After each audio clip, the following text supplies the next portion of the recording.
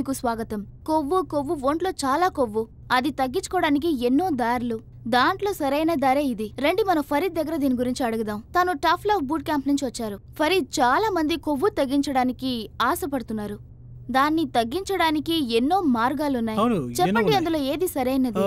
నన్ను అడిగారంటే కొవ్వును కరిగించాలంటే circuit training చేయాలి అని అంటాను. ఎందుకంటే సర్క్యూట్ ట్రైనింగ్ చేసేటప్పుడు మీరు మజిల్స్కి, ముఖ్యంగా చెప్పాలంటే పెద్ద మజిల్స్కి చాలా పని పెడతారు.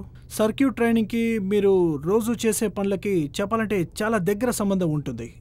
చెప్పాలంటే మీరు 2 పనులని ఒకేసారి చేస్తూ ఉంటారు. దాన్ని ఆపి ఆ తర్వాత మరో పని చేస్తారు, దాని తర్వాత ఇంకో పని కూడా చేస్తారు. ఎప్పుడు ఒకేలా ఉండే పనిని మీరు మళ్ళీ చేయరు. సర్క్యూట్ ట్రైనింగ్ తో పాటు మీరు డైట్ కంట్రోల్ కూడా చేయాలి.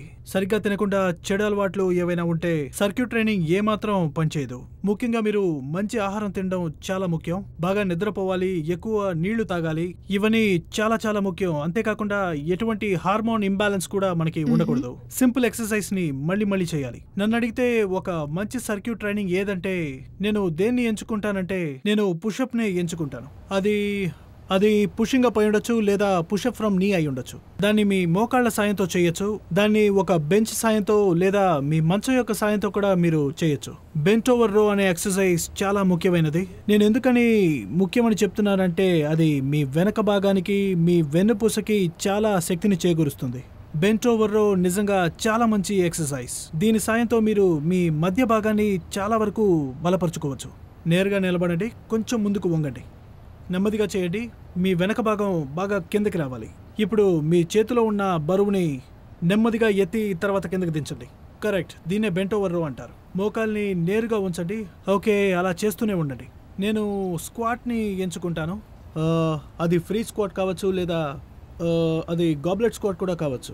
దీంతో పాటు ప్లాంక్ అనేది చాలా మంచి ఎక్సర్సైజ్.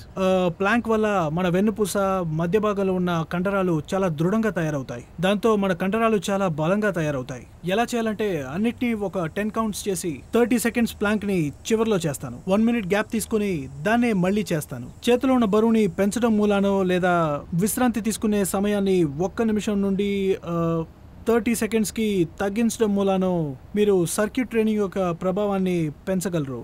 అదేంటంటే మీరు 30 సెకండ్స్ వరకు రెస్ట్ తీసుకోవచ్చు, లేదా సర్క్యూట్ ట్రైనింగ్ని బాగా పెంచవచ్చు, లేదా మీరు బర్పీ లాంటి ఎక్సర్సైజ్ని ఎంచుకోవచ్చు.